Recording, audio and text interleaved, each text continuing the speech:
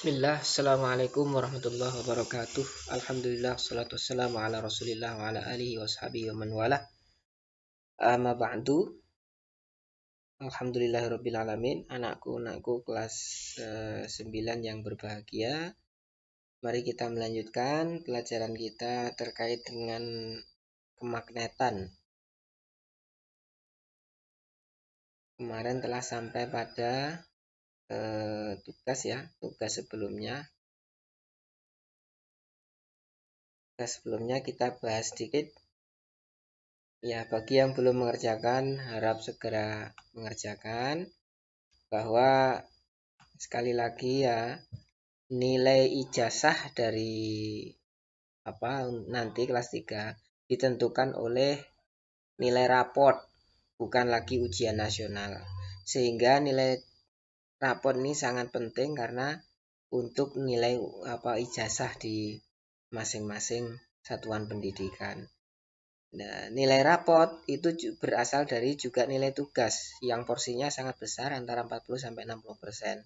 Sehingga yang tidak mengerjakan tugas maka nilainya juga akan anjlok. Oleh karena itu segera mengerjakan tugas. Nah, ini diantaranya yang mengerjakan tugas ini ya.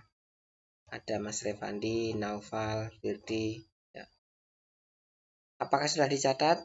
Sudah. Ada yang belum? Silahkan segera dicatat karena ini untuk bahan pelajaran. Nah, soalnya berikan contoh peralatan elektronik yang menggunakan kerja magnet. Ada bel listrik, saklar, boleh. Kemudian telepon kabel ya, motor listrik bisa, bel listrik betul, telepon, pintu kulkas,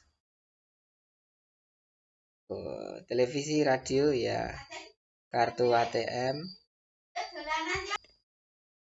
Baik, kita lanjutkan materi selanjutnya yaitu berkaitan dengan teori kemagnetan bumi.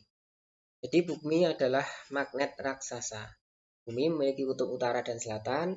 Kutub utara magnet bumi di sekitar kutub selatan bumi dan kutub selatan magnet bumi berada di sekitar kutub utara bumi.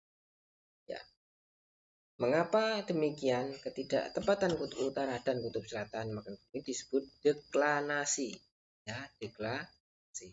Selain adanya ketidaktepatan menunjukkan arah kutub utara dan kutub selatan bumi, medan magnet bumi juga membentuk sudut dengan horizontal bumi atau yang disebut dengan sudut inklinasi.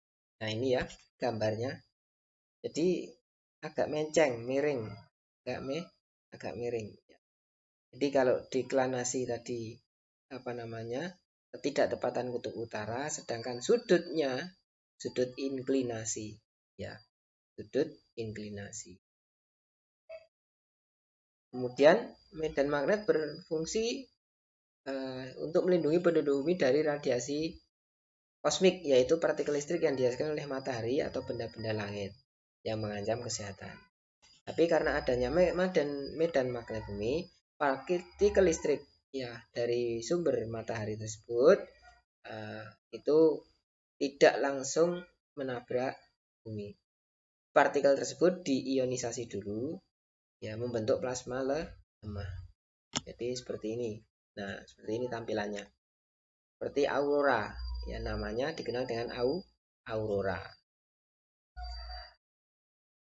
Dan kita masuk ke gaya Lorentz, konsep gaya Lorentz.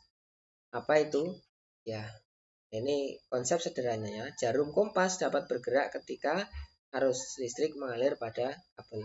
Nah, gaya apakah yang membuat jarum kompas tersebut menjadi bergerak? Ya, akan kita bahas ya pada hubungan antara arus listrik, magnet, dan gaya yang ditimbulkan. Gaya yang ditimbulkan adalah gaya Lorentz. Ya. Gaya Lorentz F disimbolkan F dipengaruhi oleh medan magnet ya, disimbolkan ke B, kemudian dipengaruhi oleh arus listrik, dibuat arus listrik, kemudian dipengaruhi juga oleh panjang kawat. Ya. Jadi penentuan gaya Lorentz dapat dilakukan dengan menggunakan kaidah tangan. Seperti ini gambarnya. Gambarnya seperti ini, yang ke atas adalah arus, yang ke sana adalah medan magnet, yang ke sini adalah gayanya. Ya. Jadi ini arah arus, medan magnet, kayak. Nah, ini contohnya.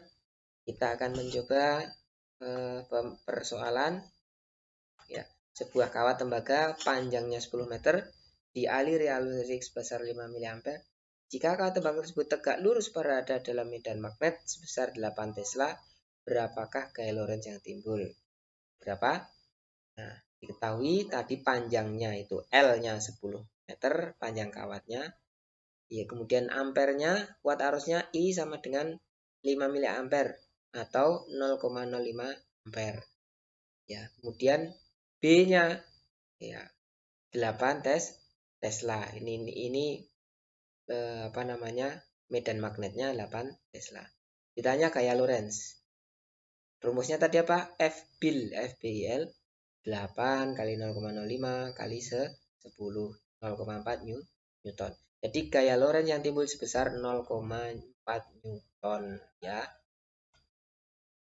Baik, silahkan dikerjakan tugasnya, dicatat dalam buku. Ya, silahkan dijawab dengan pertanyaan ini. Gaya Lorentz yang ditimbulkan oleh kawat tembaga sepanjang 2 meter dari arus listrik sebesar 2 mA adalah 12 Newton. Maka berapa besar medan magnet yang melingkupi kawat? Pakai rumus yang tadi. Demikian, kurang lebihnya mohon maaf. Assalamualaikum warahmatullahi wabarakatuh.